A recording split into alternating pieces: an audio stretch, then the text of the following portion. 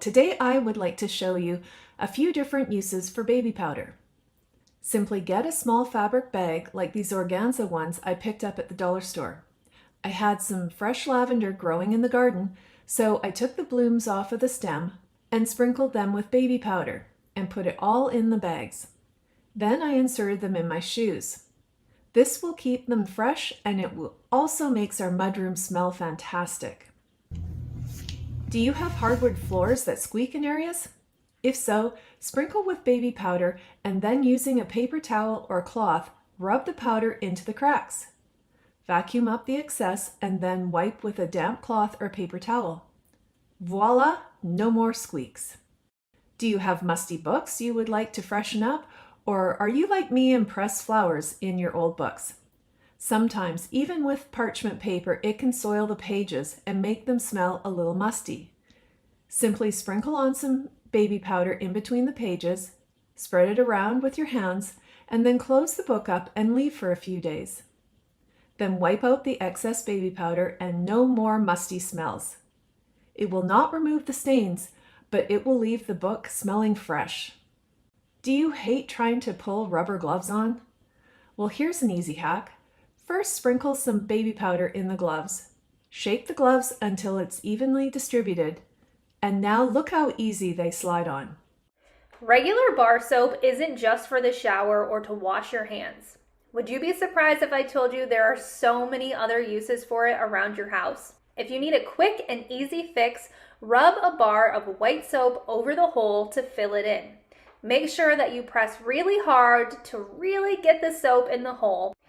As someone who sews quite often, it can be a struggle to keep pins organized. So instead, you can use a bar of soap as a pin cushion.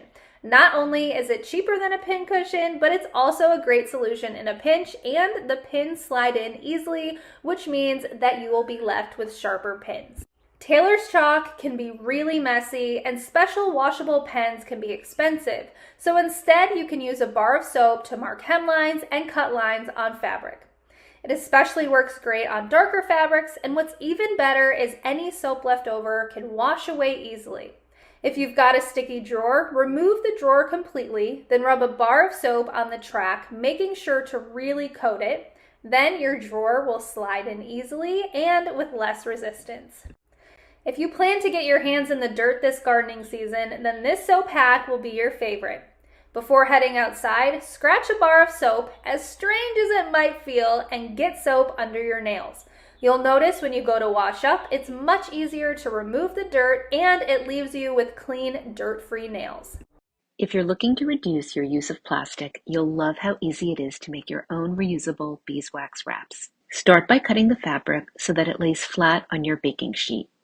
Don't worry about getting perfectly straight edges at this point, as you'll be trimming the fabric later. Lay the fabric, pattern side up, on a foil-lined baking sheet and sprinkle with beeswax pellets. Place the pan in a preheated 200-degree oven and check after 5 minutes.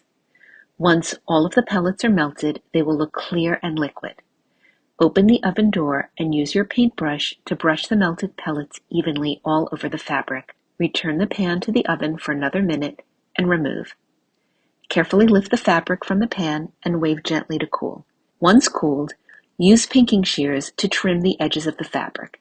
This will prevent fraying, and cut the wraps to whatever size you like. Your wraps are now ready to use.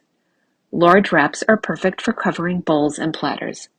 The warmth from your hands will soften the wrap so you can fold the edges onto themselves to secure.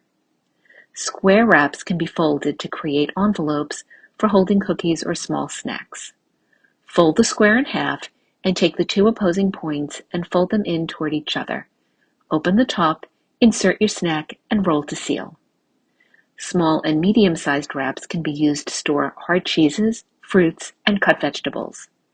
To clean your wraps, use cool water and soap and allow to air dry. Baking soda? Check. Vinegar? Check. This simple cleaning routine uses non-toxic household ingredients, and trust me, your clothes and your nose will thank you. Step 1, add hot water. First, we're going to fill your washing machine up with the hottest water it can handle. Step 2, add vinegar and baking soda. As your washer fills, grab 4 cups of white vinegar and pour it directly into the drum when it's about halfway full. Let the machine fill some more and then sprinkle in 1 cup of baking soda. This fizzy combo will break down buildup and residue inside your machine. Step 3 is let it soak. Once your washer is full, let it agitate for a minute or 2 to really mix up that baking soda and vinegar well.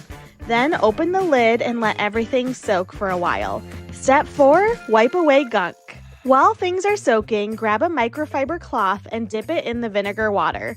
Use it to wipe down everything: the agitator, the drum, door, and the area around the bleach and fabric softener dispensers. For tight corners and all those hard-to-reach spots, grab an old toothbrush or a small scrub brush so you can thoroughly scrub all of those stubborn little nooks and crannies. Step 5, rinse and finish.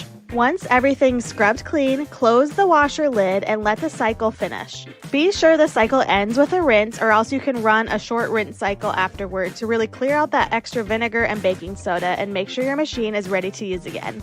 And that's it. Your washing machine is going to look fresh and smell amazing. Today we're grabbing oranges, vinegar, and baking soda for a simple, eco-friendly cleaning hack that actually works without the need for any harsh chemicals. First, we're going to peel 2 oranges. Put those orange peels inside a glass jar. You can use any mason jar you have around the house. Now fill up the rest of the jar with vinegar and make sure the vinegar completely covers your orange peels. Now you can tighten the lid on your jar and let the jar sit in your fridge for anywhere from 5 to 14 days. And now we have a natural, eco-friendly cleaning solution that's all ready for you to use. Just pour that vinegar out of the jar and into a spray bottle, and you're all set with a really great, effective cleaning spray. Let's test this out on cleaning this oven. There's a ton of grease and grime and burnt food stuck to the bottom of this oven, and it really needs a good, thorough cleaning today. First, we're going to sprinkle the entire area with baking soda,